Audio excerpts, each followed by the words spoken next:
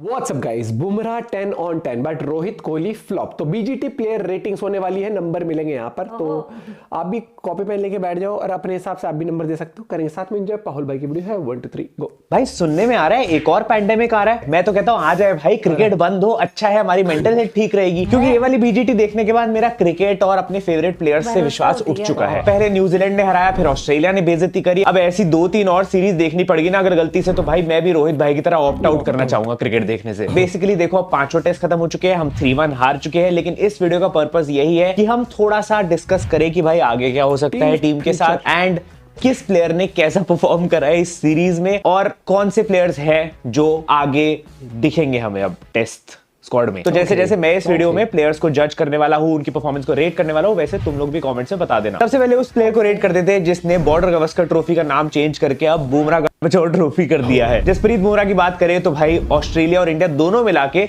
Best player था। इसकी rating पहले क्लियर कर देते हैं, 11 on 10 भाई, उससे 10 से ऊपर ही दूंगा मैं इसको। 5 मैचेस 9 इनिंग्स में 32 विकेट्स है, एवरेज 13 की थी। जरूरत आने पे हमारे लिए रन्स भी बनाए और हर इंपॉर्टेंट सिचुएशन में, हर डिफिकल्ट सिचुएशन में आके हमारे लिए विकेट निकाल के दी है बंदे ने। बेसिकली इंडिया का पेस अटैक इसने लीड नहीं करा, यही इंडिया का पेस अटैक था अकेले। एंड ऑनेस्टली इस बीजीटी में हम लोग इतने ज्यादा डिपेंडेंट थे बुमराह पे, इतनी ज्यादा हमारी हालत खराब थी कि समझ नहीं आ रहा था कि अगर बुमराह नहीं खेलता तो हमारी बॉलिंग ज्यादा सफर करेगी या बैटिंग। वैसे बुमराह भाई बॉलर कितने बढ़िया हो, आदमी अच्छे नहीं है। ये वही दोस्त है तुम्हारा जो ऐसी होपलेस सिचुएशन में भी इतनी फॉल्स होप देता है कि तुम्हें लगता है भाई सब अंडर कंट्रोल है, कर लेंगे, लेकिन फिर बाद में पता लगता है कि इसके बिना हम कुछ नहीं है। But life is all about living the people you love at the wrong time. Bumrah भाई को भी अनफॉर्चुनेटली जब बैक स्पैज्म आया तो 1.4 बिलियन इंडियंस के दिल में स्पैज्म आ गया। बट इस सीरीज के बाद इतना जरूर प्रूव हो गया है कि कोई भी फॉर्मेट हो, बुमराह हमारे लिए अटमोस्ट इंपॉर्टेंस पे है, एंड इस समय इंडिया का बेस्ट प्लेयर माना जा सकता है, और डेफिनेटली वर्ल्ड का बेस्ट बॉलर। तो फ्रॉम शर्म कर ले बुमराह टू हम शर्मिंदा है Bumrah, we came a long way. क्योंकि इस बीजीटी हारने के बाद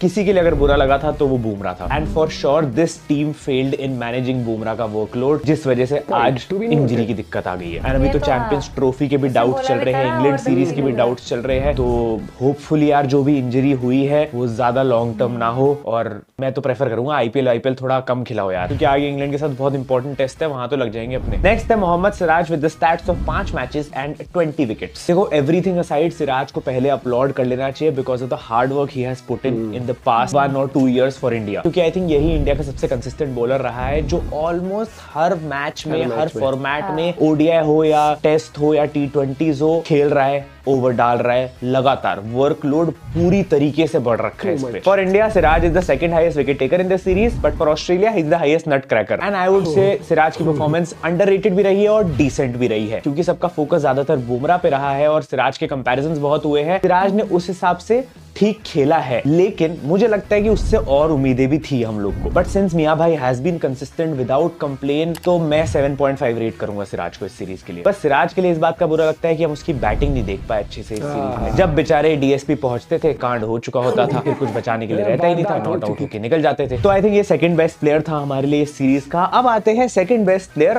फ्रॉम द बॉटम पे। एक्चुअली यहाँ पे थोड़ा बहुत टाई है, बट मैं बात कर रहा हूँ शुभमन गिल की। इस सीरीज से पहले तो जनरेशनल टैलेंट था, लेकिन अब आई थिंक टैलेंट का थोड़ा लेटेंट हो गया है। मूर्ख अपनी छवि सुधार। Total of 3 matches, 5 innings and 93 runs. Highest 31 runs मारे हैं और एवरेज सिर्फ 18.6 की। आई मीन मिचेल स्टार्क जो ऑस्ट्रेलिया के 8 नंबर पे बैटिंग करता है, उसके 97 रन्स है इस सीरीज में। कमिंस के 159 रन्स है और शुभमन गिल के 93। हाँ ऑफ कोर्स शुभमन गिल को एमसीजी वाले टेस्ट में ड्रॉप किया गया था, प्रोबेबली जहां पे वो एक्चुअली परफॉर्म कर पाता क्योंकि थोड़ी फ्लैट विकेट थी, लेकिन उसके अलावा जहां पे भी उसको मौका मिला उसमें से कहीं से भी ऐसी वाइब नहीं आई कि ये मैच बचा पाएगा हमारे लिए। दैट्स व्हाई मेरी रेटिंग शुभमन गिल के लिए 2 on 10 रहेगी इस सीरीज के लिए। ऑल्सो एक स्टैट काफी फेमस हो रहा था शुभमन गिल का इस सीरीज में कि आफ्टर गाबा का वो जो 91 वाला नॉक था लास्ट बीजीटी में ऑस्ट्रेलिया में जो हुई थी, उसके बाद से शुभमन गिल ने 18 इनिंग में 300 रन बनाए हैं, हाईएस्ट ऑफ 36 और एवरेज ऑफ 17। ये है ओवरसीज टेस्ट के रिकॉर्ड, मतलब ओवरसीज का रिकॉर्ड जितने ज्यादा खराब रहा है। एंड हाँ मुझे पता है कि गिल फैन क्लब मुझे इसके लिए गाली देने वाला है, लेकिन अब मुझे लगता है कि बिफोर द नेक्स्ट इंग्लैंड वाली सीरीज टेस्ट में शुभमन गिल को अपने आप को पहले प्रूव करना होगा अदर फॉर्मेट्स में। देन है Jadeja with the stats of 3 matches 135 runs, एक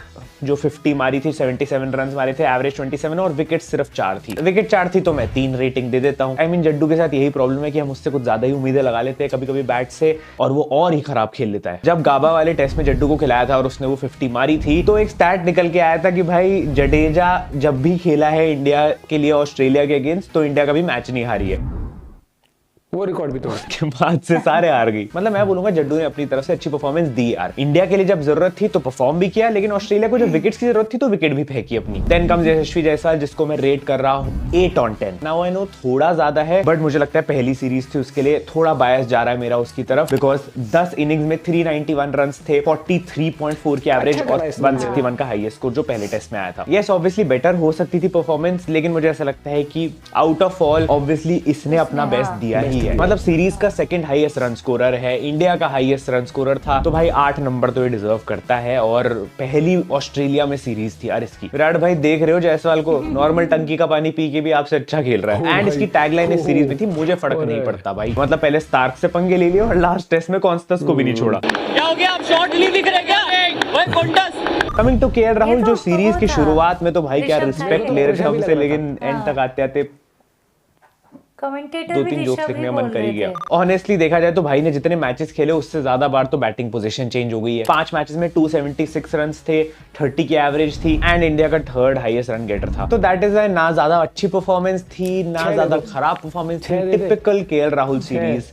I will rate him a 5 on 10. Then comes Nitish Reddy, जिसका मेरे को लगा भाई बहुत ज्यादा अच्छी सीरीज गई थी। इनफैक्ट पहले 3 टेस्ट जब तक सेंचुरी थी तब तक बंदे ने बेस्ट दिया है अपना बैट से। 5 मैचेस के लिए 298 रन मारे, which was इंडिया के लिए second highest. Also coming to bat at number 7 और 8 पे, एंड देन 5 विकेट्स भी निकाल ली इधर उधर से जब बॉलिंग मिल जाती थी थोड़ी बहुत। तो इसीलिए जस्ट बिकॉज उसके पहले 3 की परफॉर्मेंस बहुत ज्यादा अच्छी थी, तो इसीलिए नीतीश रेड्डी के लिए मैं 6.5 on 10 देना चाहूंगा। देखो सेंचुरी से पहले बंदे ने मेहनत की थी, 40-40 रन बना रहा था, अटैक कर रहा था बहुत अच्छे से ऑस्ट्रेलिया के बॉलर्स को। पहले टेस्ट के बाद ही जब भी कोलैप्स हुआ है हमारा, ऐसा लगता था कि यार चलो नीतीश तो है जो बचा लेगा नीचे। पर हाँ, लास्ट की 3 इनिंग्स में इसने कुछ खास नहीं करा, तो परफॉर्मेंस थोड़ी बहुत डिप भी करी, बट पहली सीरीज थी, ज्यादा हार्श नहीं हो सकती। आई वुड से इसके लिए तो सीरीज टू रिमेंबर थी यार। अपने आइडल के सामने सेंचुरी मार दी, इसके पापा भी क्राउड में बैठे थे, पूरा देश इसके लिए चीयर कर रहा था। वो अलग बात है हम वो टेस्ट इवेंचुअली हार गए, लेकिन still he gave his best at least. फिर आते मिस्टर जीनियस ऋषभ पंत, मैं रेट कर रहा हूँ 5.5 on 10। बताता हूँ क्यों। 5 मैचेस है, 28 की एवरेज है, 255 रन है और हाईएस्ट ऑफ 61 जो लास्ट टेस्ट में आई है भाई। What an innings. अभी देखो तुम कहोगे राहुल से कम रन है, फिर भी उससे 0.5 ज्यादा मिला हुआ है, ऐसे कैसे? क्योंकि मुझे ऐसा लगता है कि पंत को इस सीरीज में फालतू में टारगेट किया गया और काफी गलत ब्लेम्स डाले गए उस पर। देखो पंत के साथ सबसे बड़ी प्रॉब्लम इस सीरीज में यही रही है कि उसके लिए बॉलिंग में वो कीपिंग कर रहा है 60, 70, 80, 90, 100 ओवर, और उसके बाद बैटिंग के टाइम पे वो अपनी पोजीशन से बहुत पहले आके खेल रहा है। फॉर अ नंबर 5 बैट्समैन जो कीपर भी है, अगर तुम्हारी बैटिंग ही कोलैप्स होती जा रही है और तुम्हें 10-20 ओवर में आके बैटिंग करनी पड़ रही है, तो फिर तो मतलब तुम थोड़ा लीनियंट हो सकते हो ना पंत की तरफ, क्योंकि वो 20-30 रन ही मैनेज कर पा रहा है। अब पीआर पाहुल मत बोलने लग जाता, मैं ऋषभ की पीआर नहीं कर रहा हूं, मैं क्रिटिसाइज उसको कर रहा हूं। मुझे पता है कि वो बेटर खेल सकता था, नहीं खेल पाया, लेकिन still I think Rishabh Pant पे इतना हार्श होने की जरूरत नहीं। फॉर मी मुझे नहीं लगता he should be dropped from our team. वो अपनी नेचुरल गेम जैसे खेल रहा है उसको खेलने दो, अब चाहे तुम स्टूपिड बोल लो या जीनियस बोल लो, क्योंकि एक चीज सबके लिए कॉमन थी कि परफॉर्मेंसेस की एक्सपेक्टेशन सबसे थी, बट आई किसी की तरफ से नहीं। और हो सकता है कि अगर गावस्कर साहब ने पहले ही टेस्ट के बाद स्टूपिड बोल दिया होता तो पंत में एग्रेशन इतना लेट ना आता ना, कब की बीजीटी रिटेन कर चुके होते हम। सुना क्या, ये भी मेरी गलती है। अब तुम्हारे विराट रोहित पे आने से पहले वो प्लेयर्स कवर कर लेते हैं जो उतना ज्यादा भी नहीं खेले और ज्यादा इंपैक्ट नहीं डाल पाए। प्रसिद्ध Krishna first of all, 1 match 6 wickets. I mean try तो किया था बुमराह को सपोर्ट करने का, उसकी एब्सेंस में उसने विकेट्स भी निकाली, पर कुछ काम नहीं आया, मैच तो हम हार ही गए। इसको इंडियंस उतना याद रखे ना रखे, लेकिन स्टीवन स्मिथ जरूर याद रखेगा, क्योंकि इसने स्मिथ को 10,000 रन पूरे नहीं करने दिए हैं। 9,999 रन पे आउट किया है, 1 रन पहले बेचारा। एंड लिटरली प्रसिद्ध Krishna was Akashdeep in a parallel universe, क्योंकि ये खराब बॉल डाल के विकेट ले जा रहा था, तो इसको तो क्या ही रेट करे यार, 3 on 10 ले लो। साथ ही साथ आकाशदीप को भी देख लेते तो भाई इसने मेहनत तो बहुत करी है, 2 मैचेस थे लेकिन सिर्फ 5 विकेट्स मिल पाई। फुल मेहनत थी, एफर्टफुल था, लेकिन रिजल्ट हमारी जैसी किस्मत। लेकिन क्योंकि एक मैच में जेन्युइनली फॉलो ऑन बचाया इसने, बैटिंग जब भी आ रहा था लग रहा था कि कुछ तो कर सकता है ये, कोहली के बैट से 6 मार रहा था, तो इसको भी मैं 4 on 10 दे रहा हूँ। मतलब भाई की सीरीज एज अ बॉलर इतनी खराब थी कि बैटिंग की परफॉर्मेंसेस की ज्यादा चर्चा है। फिर वॉशिंगटन सुंदर है जिसने एक 50 भी लगाई है, 3 मैचेस है, 3 विकेट्स है, ओवर्स बहुत ज्यादा कम डाले और 114 रन बनाए टोटल। ऑनेस्टली लास्ट टेस्ट में सुंदर का इंक्लूजन मुझे आज तक समझ नहीं आएगा। हमारी टीम इतनी डिपेंडेंट हो चुकी है बैटिंग के लिए कि भाई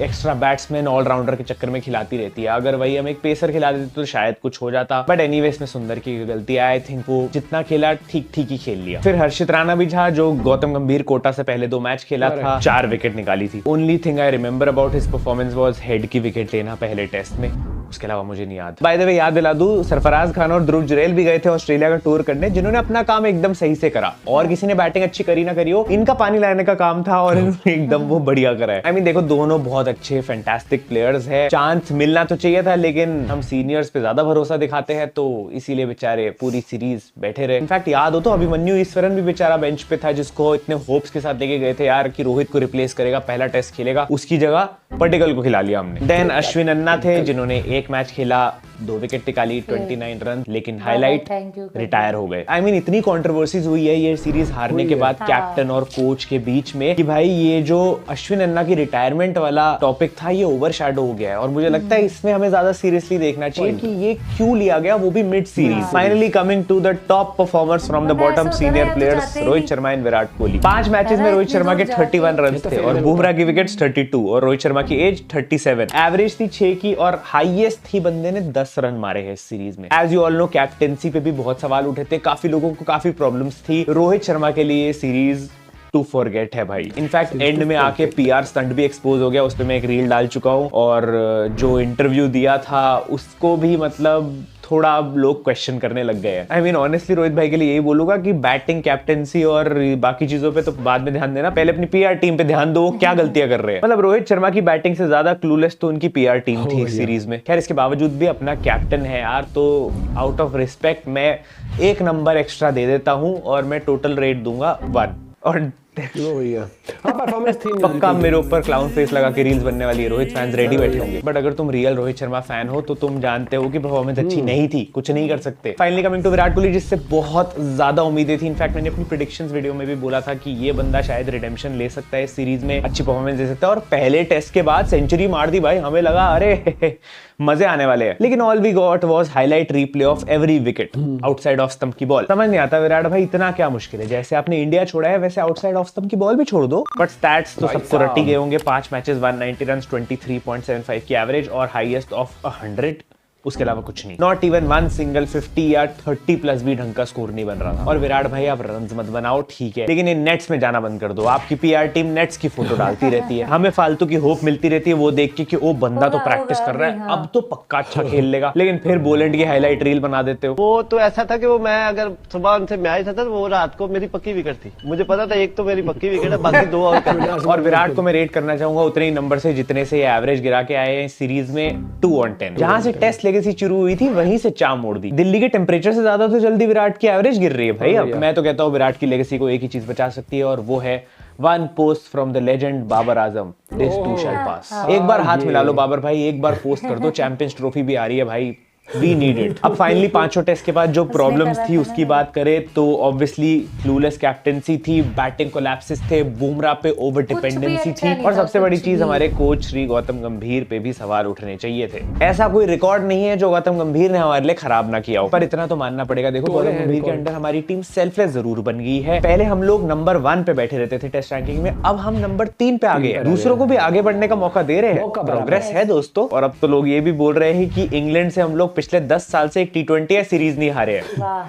तैयार हो जाओ, मोदी भाई इज वेटिंग। नो खैर अब जो हो चुका है, जितना ट्रॉमा मिल चुका है, आगे बढ़ने की कोशिश करते हैं। इंग्लैंड सीरीज है, चैंपियंस ट्रॉफी है, थोड़े पॉजिटिव लेके निकलते हैं और होप करते हैं कि एटलीस्ट बाकी फॉर्मेट में हम कुछ उखाड़ पाए। खैर इन ऑल सीरियसनेस मुझे लगता है कुछ हार्ड डिसीजंस लेने पड़ेंगे। कोच हटाओ, senior players including Virat, Rohit and even Shubman Gill, even KL Rahul, इनको रणजी खेलने भेजो एटलीस्ट एक आध मैच जो बचे हैं। कहीं से तो डोमेस्टिक खेलना पड़ेगा और अपनी प्रॉब्लम्स को फिक्स करना पड़ेगा, अपनी टेक्निक्स फिक्स करनी पड़ेगी, वरना हम लोग की मेंटल हेल्थ नहीं फिक्स हो पाएगी। बाकी तुम लोग अपनी रेटिंग्स मुझे कमेंट्स में जरूर बता देना। क्रिकेट विद पाहुल पे जाके देख सकते हो। मुझसे पूछते हो तो भाई अब रेटिंग का क्या करें जब अपना रिपोर्ट कार्ड ओवरऑल हम देखते हैं तो वो एज अ टीम फेलियर था हमारा।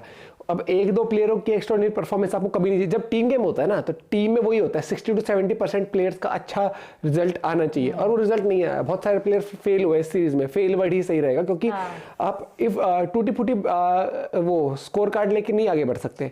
हमने हर मैच में यही किया है, जितना ऑस्ट्रेलिया बनाती थी उससे कम रन हम बनाते थे, फिर हम बॉलर से उम्मीद लगाते थे, फिर बॉलर्स एक तरफ से विकेट आती थी, एक तरफ से विकेट नहीं आती थी। और कप्तानी की तो बात की बात है, as a player Kohli and Rohit ने बहुत ज्यादा डिसअपॉइंट किया है, नो डाउट। वो डिसअपॉइंटमेंट आपको दिख सकता है, उनमें खुद भी था, लेकिन फैंस भाई, फैंस एक देखो, हम जो स्टार्स बनते हैं नो डाउट भाई बनते हैं, प्लेयर एक से बढ़कर एक हॉकी में हर चीज में, लेकिन इंडिया में जैसे क्रिकेट ज्यादा देखा जाता है तो क्रिटिसिज्म भी क्रिकेट प्लेयर्स का ज्यादा होता है।